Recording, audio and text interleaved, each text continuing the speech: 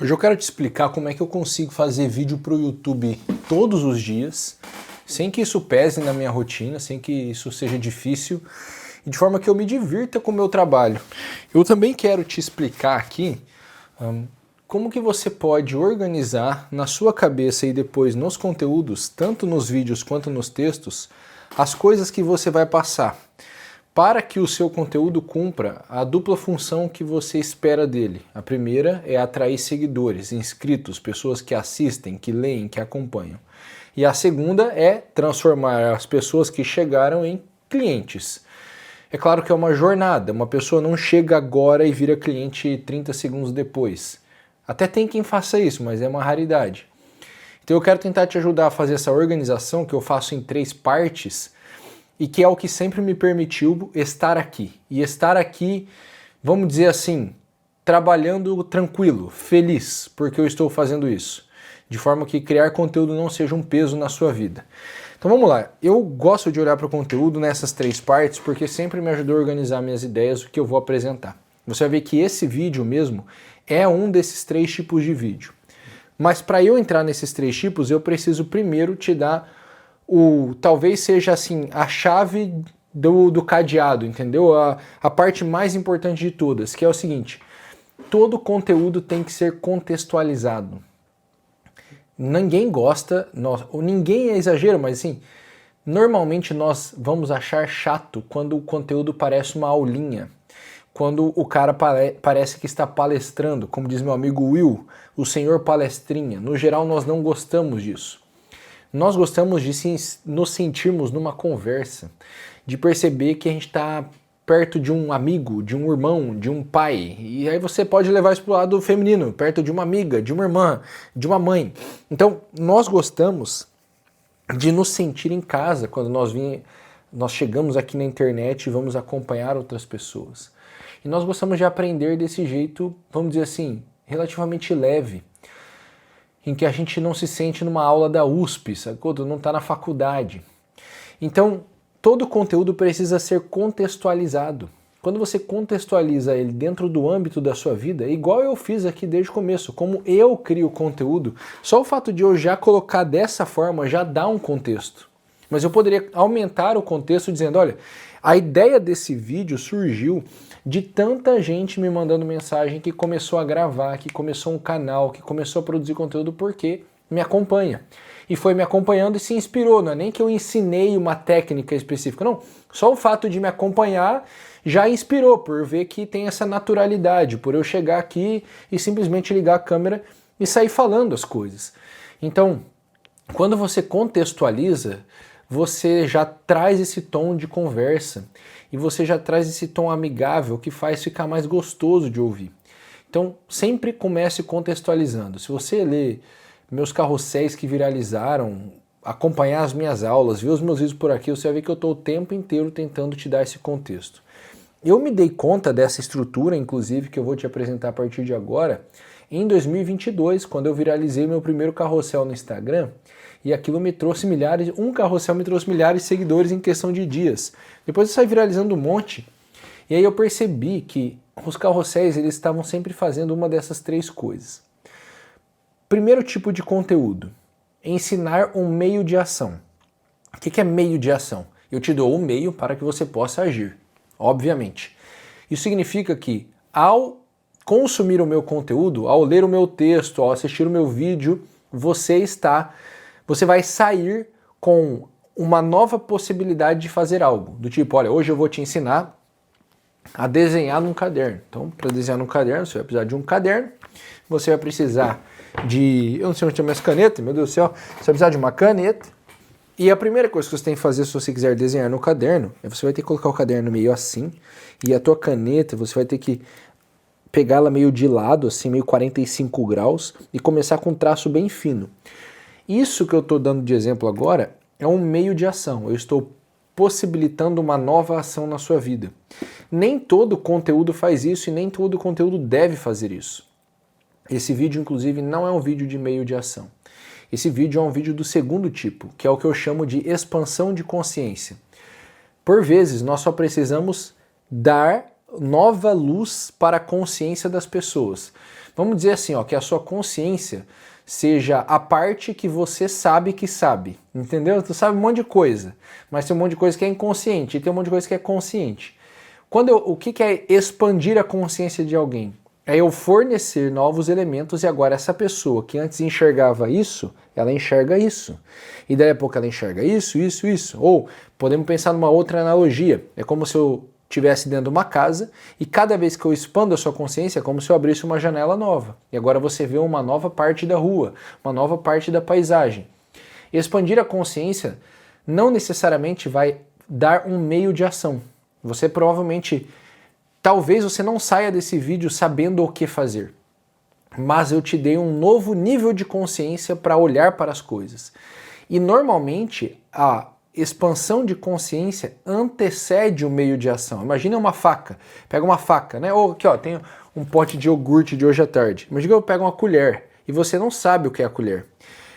E você nunca viu uma colher. Quando eu te dou uma colher, você, opa, acabou de ganhar uma nova consciência. Quando eu te explico para que serve a colher, você expandiu ainda mais sua consciência. E aí eu te falo, agora você pode pegar a colher e pegar iogurte. Aí você ganhou o meio de ação. Então primeiro você teve que ganhar consciência sobre a colher para depois ganhar um meio de ação.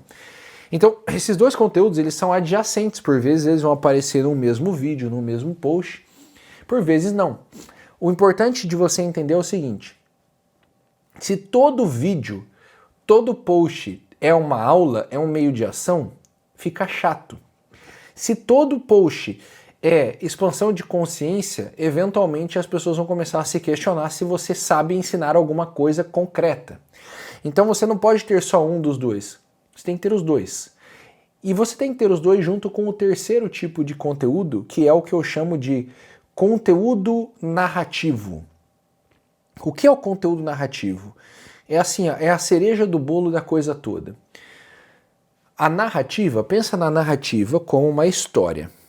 Claro, né? Porque de fato é. Então, qual que é o papel da história? É construir um cenário na cabeça de quem está ouvindo. Então, quando eu venho contar uma narrativa, narrar alguma coisa, dar a minha opinião sobre algo com base em um contexto, quando eu venho apresentar uma história, e essa história pode ser um caso concreto que aconteceu, pode ser vamos dizer assim, o desenvolvimento das minhas ideias. Quando eu faço isso, as pessoas começam eu te ajudo a enxergar o que eu enxergo. E isso é a coisa mais importante do mundo a ser feita. Se eu te ajudo a enxergar o que eu enxergo sobre a vida e sobre as coisas, você começa a perceber como é a minha vida e como eu vivo as coisas, como eu me comporto.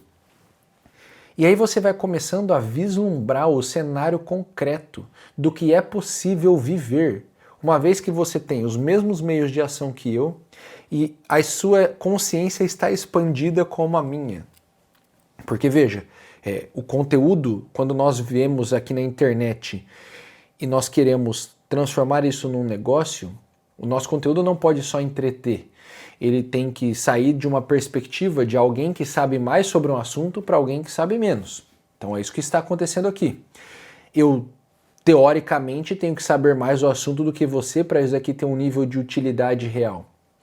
E aí, como eu estou partindo desse ponto de quem sabe mais, se eu sei mais de fato, provavelmente eu já tenho mais...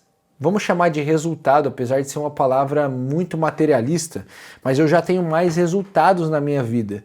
Isso significa que o estado atual das coisas na minha vida tende a ser um estado ao qual você quer chegar. Por exemplo, todo o meu negócio é construído para que eu possa estar com a minha família nas horas que importam. Agora é 8h50 da noite. O que acabou de acontecer? Acabamos de botar meu filho para dormir. Minha esposa colocou a Cecília para dormir, eu fiquei com o Samuel ali como sempre, li o catecismo para crianças, fiquei brincando com ele de guerra de almofada, aí ela veio, pegou ele e levou para dormir.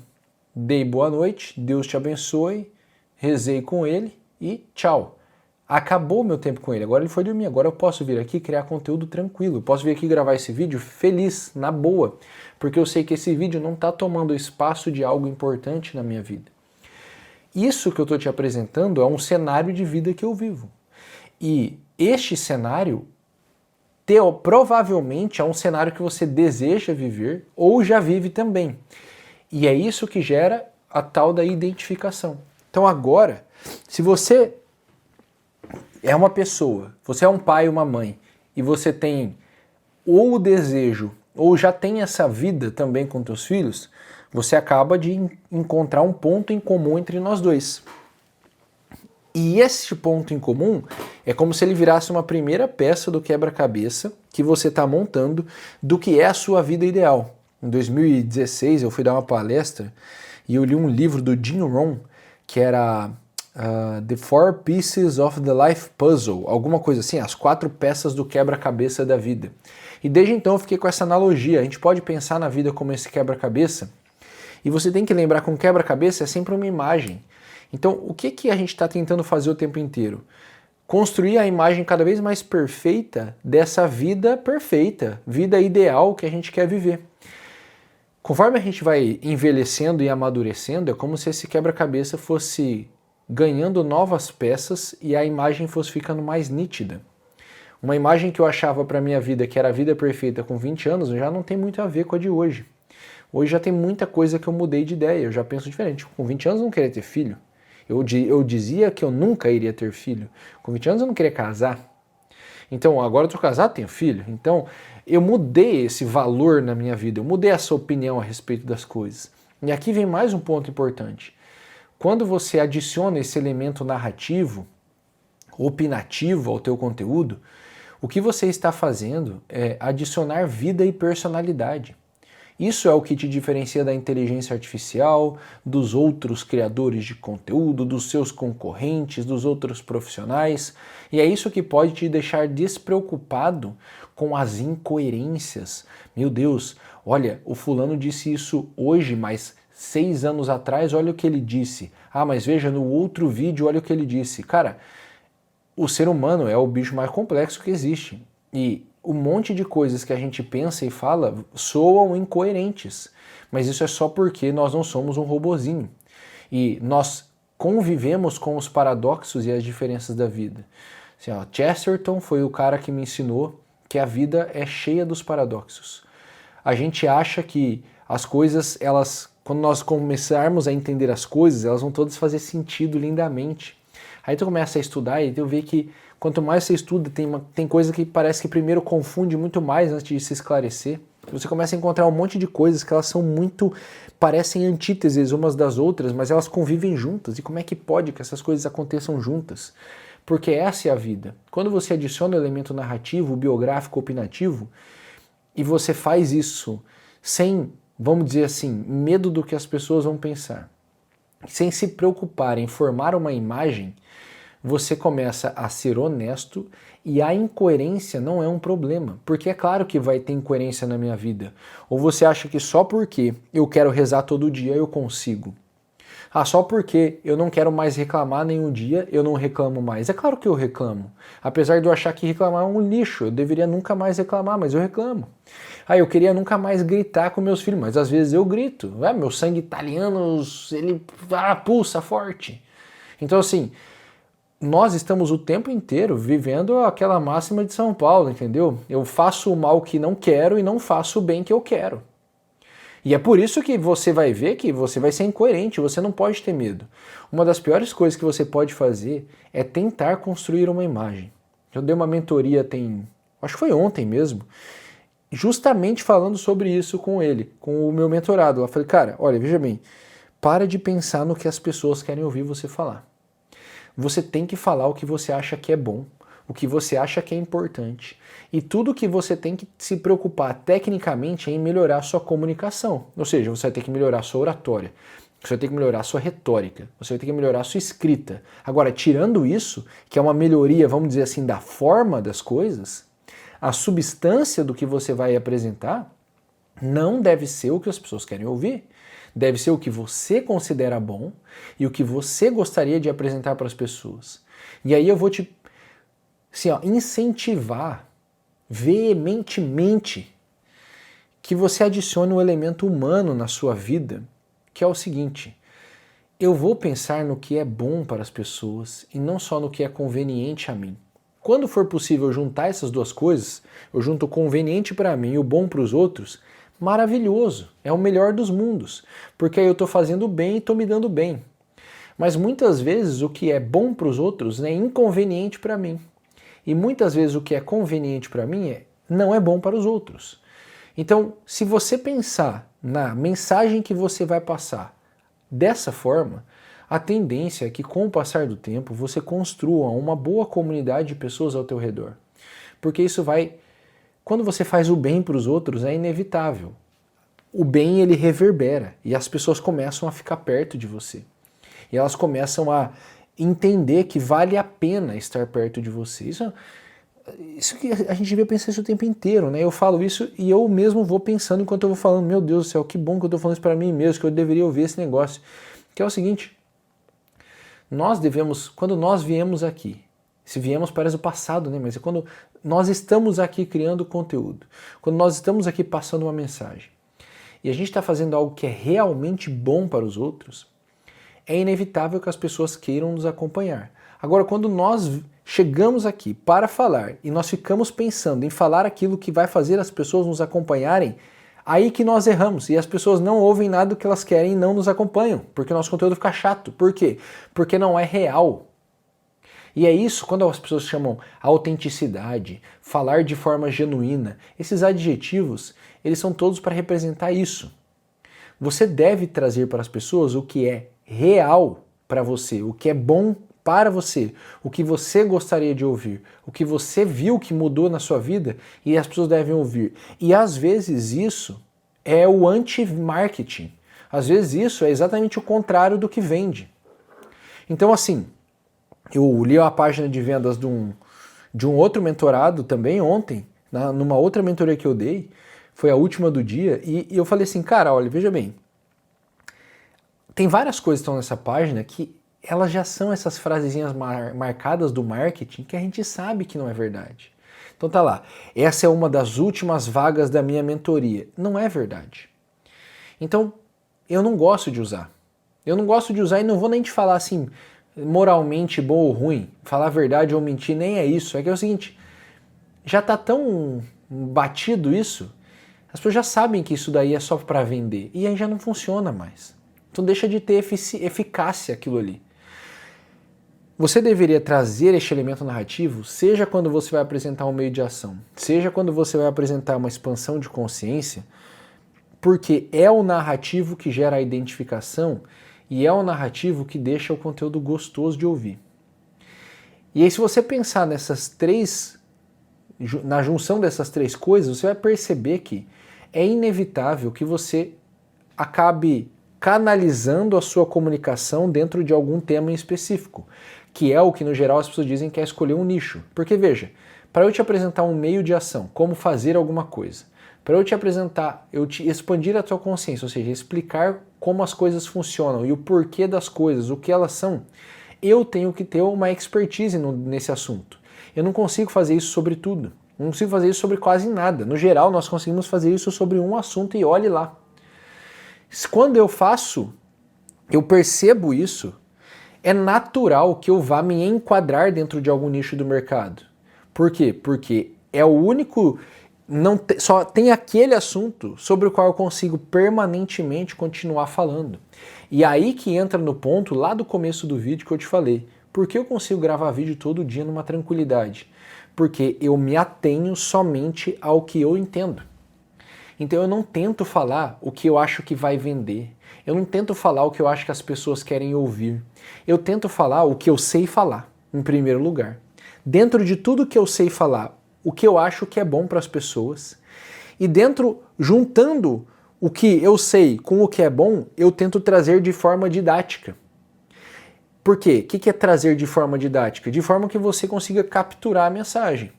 Porque a comunicação é isso, tem o mensageiro e o receptor, vamos dizer assim. Então, eu estou emitindo a mensagem, eu fiz 50% do trabalho, vamos dizer. Os outros 50% são teus. E você, para me entender, não é só eu tenho que dar o meu melhor e falar da forma mais organizada e simples possível, mas eu tenho que contar com a tua capacidade de compreensão e teu repertório. Então, para você me entender, você também tem que estar estudando. Porque se você não estiver desenvolvendo a sua inteligência, eu vou falar A, você vai entender B. Isso aí é o que geralmente acontece no Brasil. As pessoas falam A, os outros entendem B.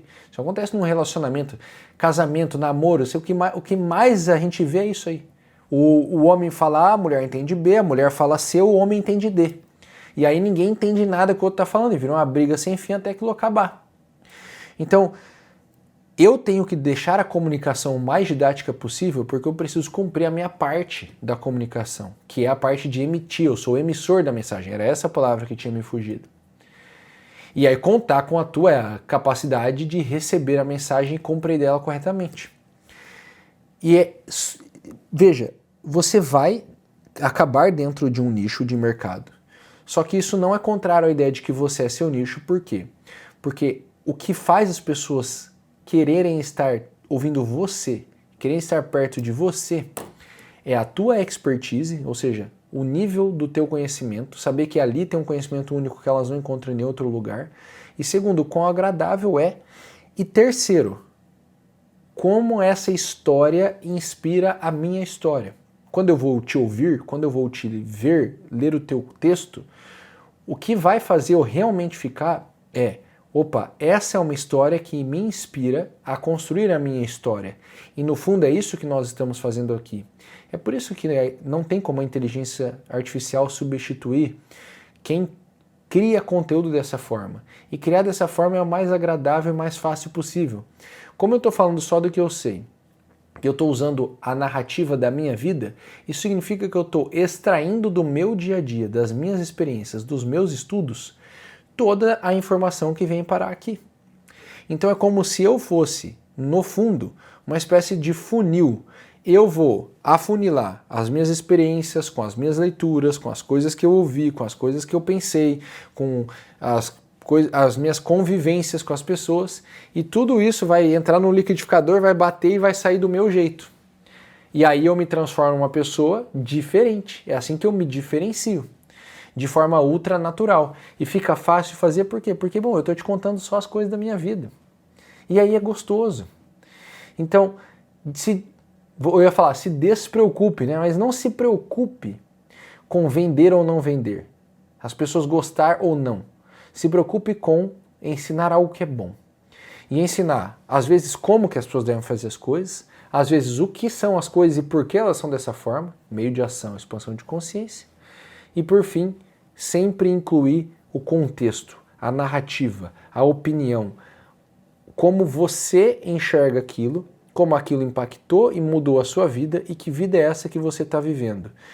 Quando você faz isso, você apresenta seus valores, as coisas que são importantes para você, e isso gera a máxima identificação e constrói essa tribo, como diz Seth Godin, ao teu redor.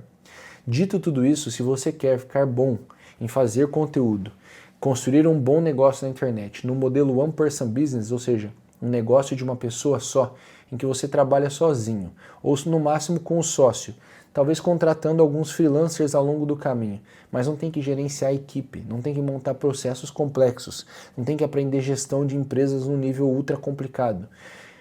Você pode viver, vamos dizer assim, igual eu, da tua arte. Minha arte é ler e falar. Se você quer ter um negócio assim no digital, você precisa conhecer a OPB School. É a única formação completa em One Person Business, negócio de uma pessoa só, que existe no Brasil. E nós já somos uma comunidade de mais de 1000 alunos que estão uns ajudando os outros a construir o seu One Person Business. É um modelo de negócios que é relativamente novo e que só eu estou ensinando a fazer da forma correta e de forma humana, para você encaixar ou adequar o teu trabalho na sua vida sem perder a tua saúde física, mental, espiritual por conta de trabalhar muito ou da forma errada ou trazer um discurso para o digital que está longe do que você acredita e do que você gostaria de trazer. O link está na descrição para você conhecer a proposta da UPB School e entender como ela funciona. Só clicar ali e ler a proposta de forma séria, sem firula de marketing. Tamo junto!